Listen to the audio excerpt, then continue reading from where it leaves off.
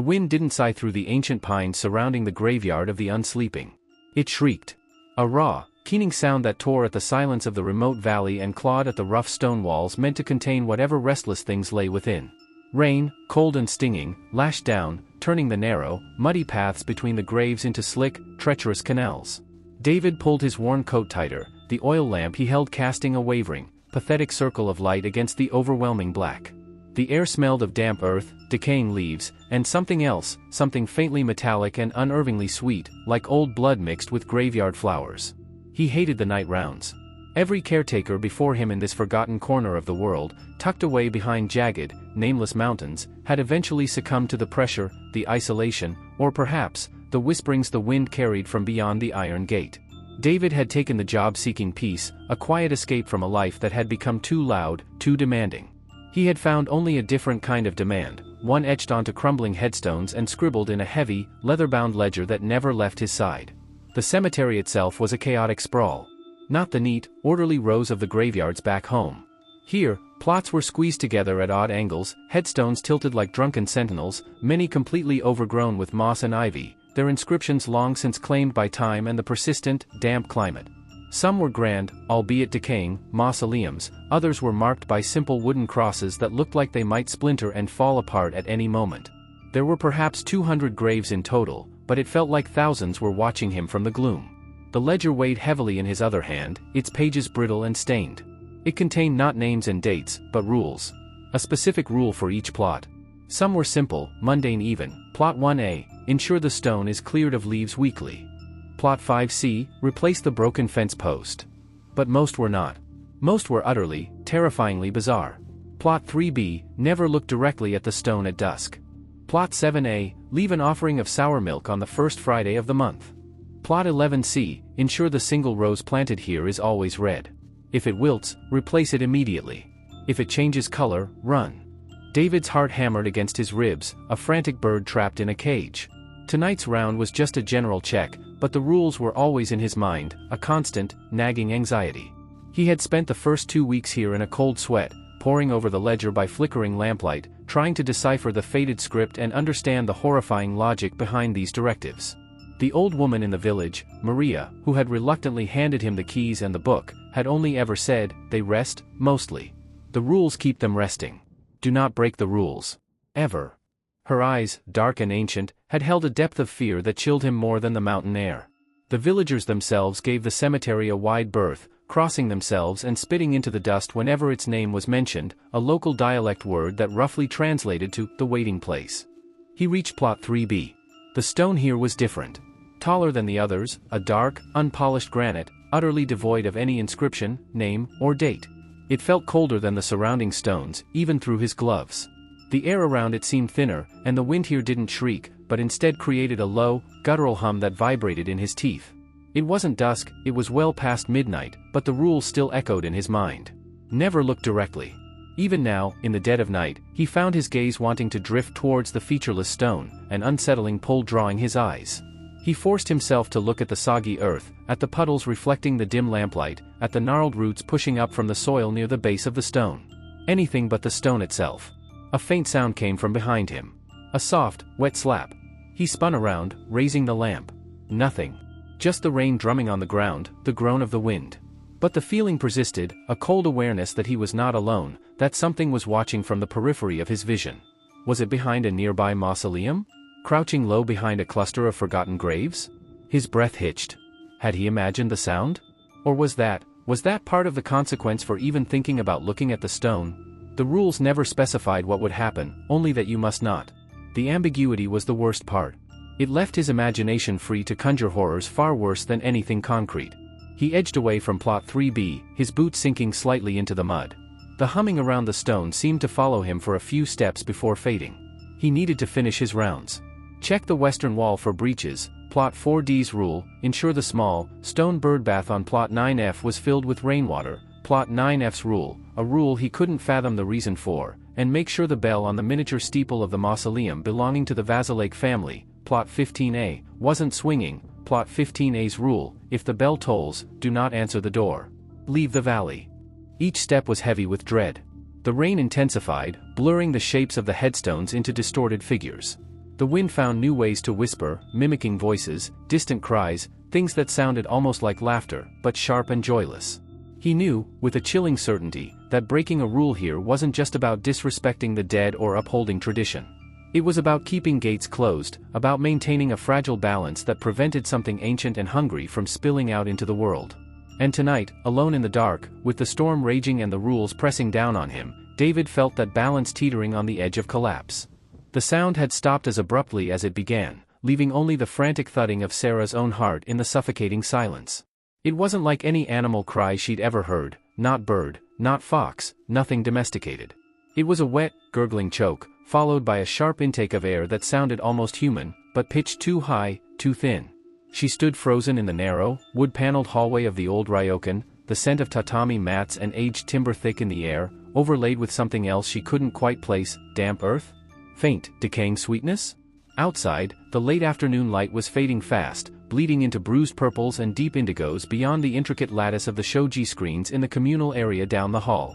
The village she had driven through to get here felt impossibly far away now, a scattering of silent, shuttered houses tucked deep in the valleys beneath the looming, mist-shrouded mountains.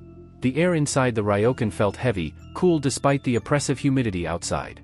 Slowly, Sarah forced herself to breathe, trying to find a rational explanation. Just an old building settling? Or maybe some local wildlife she wasn't familiar with. Japan had plenty of strange creatures, didn't it? The owner, a tiny, ancient woman named Mrs. Ito who had barely grunted a greeting before shuffling away into the depths of the house, hadn't said anything about noisy neighbors or animals. She had simply pointed towards the hallway and faded like smoke. Sarah took a hesitant step forward. The floorboard creaked loudly under her weight, the sound echoing in the stillness.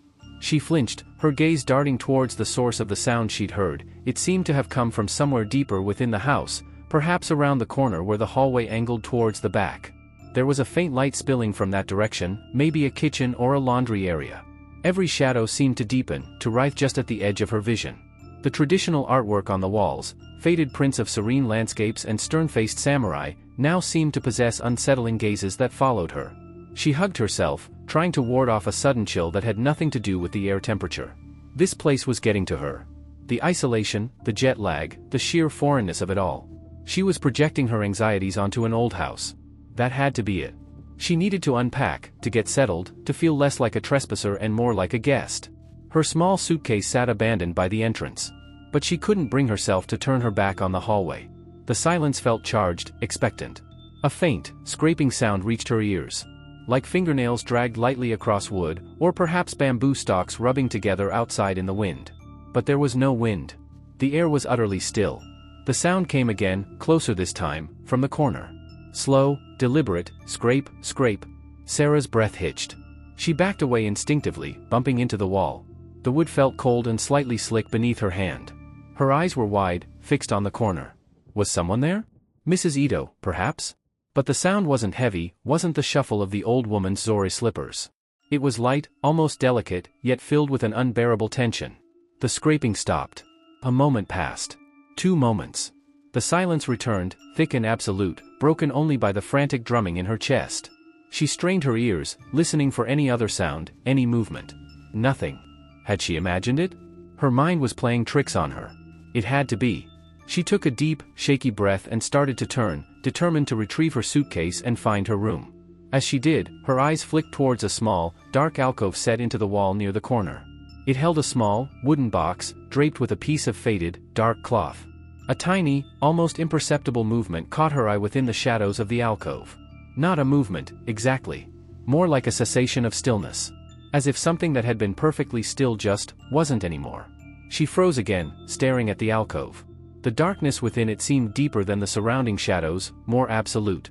She couldn't see anything clearly, but the feeling of being watched intensified, pressing in on her from that small, dark space. The air grew colder, a specific, localized coldness that seemed to emanate from the alcove itself. And then, very slowly, a corner of the dark cloth draped over the box seemed to lift, just an inch, as if nudged from beneath. Sarah didn't scream. The sound was trapped somewhere in her throat. She stumbled backward, away from the corner, away from the alcove, her eyes locked on that impossibly slow, unnatural movement. Her hands flew up, one covering her mouth, the other reaching blindly behind her, searching for the door, for escape, for anything that wasn't this silent, watching house. The faint light from the back of the house seemed to dim, swallowed by the growing shadows that now felt not like mere absence of light, but a tangible presence. The scraping sound returned, originating now from just behind the barely lifted edge of the cloth, soft and relentless, like something trying to claw its way free. The sudden violent crack echoed through the house, then died, leaving a silence more profound than before. Sarah and Mark froze, their hearts hammering against their ribs like trapped birds. Dust motes danced in the thin shaft of light slicing through a grime-coated window, momentarily forgotten in the jolt of fear. Outside, the cicadas seemed to fall silent too, or perhaps their frantic hum was simply drowned out by the pulsing in their ears. "What was that?" Sarah whispered, her voice tight. Mark didn't reply immediately, his eyes scanning the dim room they were in. Old futons lay rolled against a wall covered in dust sheets like shrouded corpses. A low wooden table sat in the center, its surface layered with years of neglect. The sound hadn't come from here. It was sharper, louder, closer than the settling groans of the ancient structure. It had sounded like something snapping with immense force. "Upstairs," Mark finally said, his voice barely audible. "Or maybe the back." They were on the ground floor near the entrance area where they'd shed their shoes according to the custom they were trying to respect even in this unnerving place. The house felt vast and maze-like, stretching back into the gloom. They had only explored a few rooms, feeling increasingly uneasy with each step on the protesting wooden floors. A floorboard groaned overhead. Not a settling sound this time. A distinct weight shifting. Sarah grabbed Mark's arm, her fingers digging in. "Did you hear that?" He nodded, eyes wide. The silence after the initial crack now felt brittle, fragile, waiting to be broken again. The air grew perceptibly colder. It wasn't a draft, it felt like a pocket of unnerving chill had formed around them. Hesitantly they moved towards the back of the house. The hallway stretched before them, a corridor of shadows. On one wall hung a faded scroll depicting a mountain scene, but in the dim light the ink seemed to writhe. Worn tatami mats covered the floor, absorbing their footsteps, but the old wood beneath still creaked and protested. The smell intensified here, a cloying mix of old wood dust and something else faintly sweet and sickly, like decaying flowers or stagnant water. They passed a room with a dusty butsudan, a small Buddhist altar on a low cabinet. The miniature doors were slightly ajar, revealing only shadow within. It felt wrong, exposed. Sarah resisted the urge to slide them shut. The sound had come from deeper within. They reached a junction where the hallway turned sharply. A thin line of light spilled from under a fusuma, a sliding paper door at the end of the passage indicating a room beyond. The light was faint, unsteady, like a distant candle or a dying lamp. It hadn't been there before. Moving cautiously they approached the door. The wood of the frame was dark with age, the paper panels yellowed and fragile. As they got closer they heard it again. A low scraping sound coming from within the room. Like something being dragged slowly, deliberately across the floor. Mark motioned for Sarah to stay back and cautiously reached for the edge of the fusuma. He paused, his hand hovering just inches away. The scraping stopped. Silence again, but it felt loaded, heavy with unseen presence. He swallowed hard and slid the door open just an inch. He peered through the gap. The room was small, sparse. A single dust-covered end and a traditional paper lantern sat on the floor, casting the faint flickering light. There was no one visible. The floor was bare, tatami worn smooth over time. No sign of anything being dragged. He opened the door wider. The room was empty save for the lantern and a single object in the far corner by the wall. It was a large, heavy ceramic jar, dark brown glazed. It looked old, very old. It was one of those jars they had seen pictures of, used for storing things like rice or pickles or even ashes. This one looked particularly large, perhaps half the height of a man. And etched into its side, or perhaps stained into the glaze in a dark, irregular pattern, was a shape. It was difficult to discern in the dim light, but it looked disturbingly like a handprint. Fresh, wet looking though, there was no liquid on the jar's surface. A cold gust of wind swept through the room, though no window was open and the fusuma they had just opened was behind them. The paper lantern flickered wildly, casting dancing, monstrous shadows on the walls. The air filled with the same sickening sweet smell they had noticed earlier, but now it was overpowering, cloying, making them gag. And from behind the large jar they heard it. A low guttural whisper. Not in any language they recognized. It was wet and rasping, like something struggling to breathe or speak through a mouth full of earth. It was inhuman. Sarah gasped, covering her mouth. Mark stumbled back, his hand instinctively reaching for something, anything to defend themselves with. There was nothing but dust and decaying wood. The lantern's light dimmed further, almost plunging the room into darkness. In that near total blackness they saw it. A patch of shadow near the base of the large jar that seemed darker than the surrounding gloom. It pulsed. And slowly it began to rise. The air in the small, oppressive room seemed to thicken, carrying the scent of damp earth and something sickly sweet. Then, a low, guttural whisper, too close for comfort, brushed against her ear, though she was certain she was alone. Sarah spun around, her heart lurching into her throat. Her breath hitched, a small, sharp sound in the heavy silence. Darkness pressed in from the single, slatted window and the open doorway, a darkness that felt less like an absence of light and more like a tangible weight. "Hello," she whispered, her voice trembling. Only the frantic pounding of her own pulse answered her. She strained her eyes, trying to pierce the gloom of the room, searching for any shape, any movement that shouldn't be there. The guest room in this old, isolated house felt different tonight. Colder, despite the humid air clinging to her skin like a second layer. The usual nighttime chorus of cicadas and distant animal calls seemed muffled, as if the house itself were holding its breath.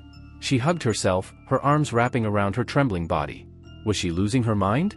The stress of being in this foreign place, so far from anything familiar, the language barrier, the unsettling stares from the villagers, it was all getting to her, wasn't it? It had to be. Whispers in the dark were hallucinations born of exhaustion and fear. Yet, the feeling was so real, the breath against her ear so distinct, the scent of decay so potent it made her stomach churn. She backed away slowly, her bare feet silent on the cool, rough wooden floorboards. Towards the doorway. She needed light, needed to see.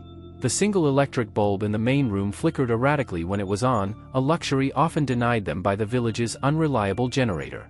But the hallway was utterly black. A deeper black than the room she was in. Earlier today, when Mrs. Devi, their host, had been showing her the house, she'd pointedly avoided the narrow corridor leading off the main living area, where Sarah's room was located. Her expression had shifted, becoming guarded, and she'd muttered something in the local dialect, gesturing vaguely. When Sarah had asked their translator, a nervous young man named Karim, about it later, he'd grown pale and changed the subject, only murmuring something about Orang Halis and places best left undisturbed after sunset. Orang Halis. Subtle people. Spirits. The term sent a fresh wave of ice through her veins. A soft thud echoed from somewhere deeper within the house, followed by a low, drawn-out creak.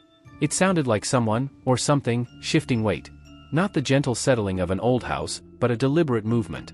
Her heart hammered against her ribs, a frantic drumbeat in the suffocating quiet. It wasn't her imagination. There was something else here.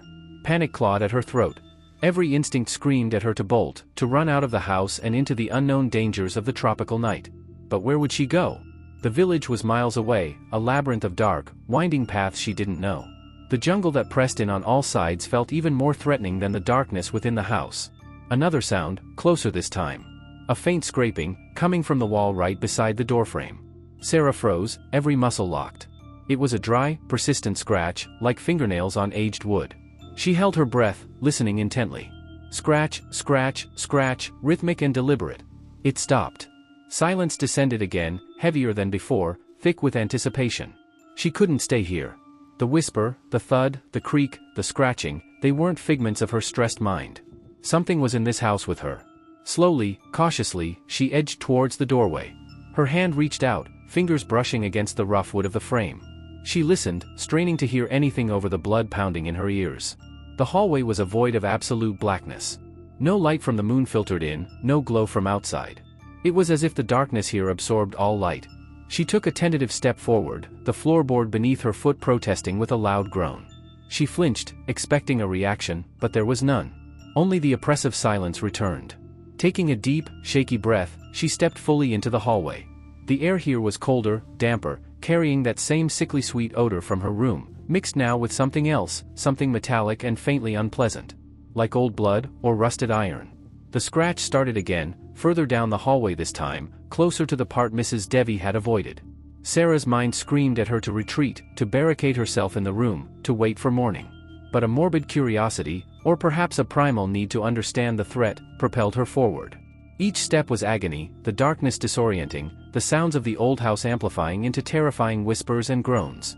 The floorboards creaked under her weight, each sound a betrayal in the stillness. She crept along the wall, her fingers trailing on the rough wood for guidance. The scratching continued, a magnet pulling her towards it. It was coming from behind a door at the very end of the hallway, a door she hadn't noticed before in the daytime gloom. It was smaller than the others, made of darker wood, and it looked strangely out of place. As she drew nearer, the sickly sweet smell grew stronger, overpowering the damp earth and metallic tang. It was cloying, suffocating, like rotten fruit left too long in the sun, mixed with something else, something almost floral, but deeply wrong. She reached the door, her hand hovering inches away from the rough surface. The scratching stopped abruptly. A profound stillness fell over the house. Sarah could hear her own ragged breathing, the frantic beat of her heart. She pressed her ear against the wood, listening. Nothing. Absolute, terrifying silence from within. Then, from the other side, a faint, wet thud. Followed by a slow, dragging sound across what felt like a rough floor. It was deliberate, heavy, and it was moving towards the door. Towards her. My fingers traced the cold, polished wood, the carved face staring back with vacant, yet somehow knowing, eyes. A wave of cold dread washed over me, sharp and sudden, as I realized what I was holding. It wasn't just a carving, it felt potent.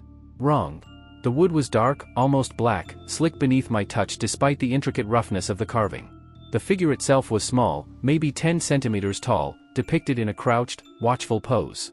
It wasn't clearly human or animal, but something in between, its limbs unnaturally long and thin, its head slightly oversized. The eyes, though simple slits carved into the wood, seemed to hold a depth that was impossible, reflecting the dim light of the room in a way that made me want to drop it immediately. I forced myself to hold it steady, examining it closer. There were tiny symbols etched into the back of the figure, spirals and jagged lines that meant nothing to me, yet felt significant, like a language I couldn't read but instinctively understood was ancient and perhaps forbidden. I was in the old chest at the foot of the bed, rummaging for an extra blanket against the surprising chill that had settled over Creepypasta the last few days. I hadn't expected to find anything other than moth-eaten fabric and the musty smell of disuse. But there, tucked beneath a faded quilt, lay this disturbing little effigy. The suddenness of the find, coupled with the unsettling feel of the object itself, sent a shiver down my spine that had nothing to do with the temperature. It wasn't the kind of local craft you'd buy in a market, it felt older, intended for a specific purpose that wasn't decorative. My mind immediately went to the hushed whispers I'd overheard in the village, the way old Mrs. Petrova had quickly changed the subject when I asked about the carvings above the doorways, the wary glances I sometimes received when I walked alone near the edge of the forest at dusk. They spoke of old ways, of things that lived in the shadows, of protection and appeasement. Could this be one of those things? The air in the room grew heavy, pressing in on me. The cheerful afternoon light filtering through the small window seemed to dim slightly, though no clouds had crossed the sun. The familiar creaks and groans of the old house, which I had come to find somewhat comforting in their predictability, now sounded ominous. Was that the floor settling upstairs, or something moving deliberately? Was that just the wind whistling around the eaves, or did it carry a faint, almost inaudible whisper that didn't sound like the wind at all? I carefully placed the effigy back in the chest, trying to tell myself it was just a curious artifact, perhaps left by the previous owner, something with no real power.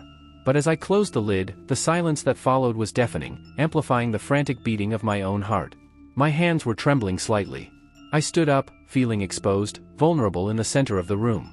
My eyes scanned the corners, the shadows under the furniture, the closed door. The house felt like it was holding its breath, watching me.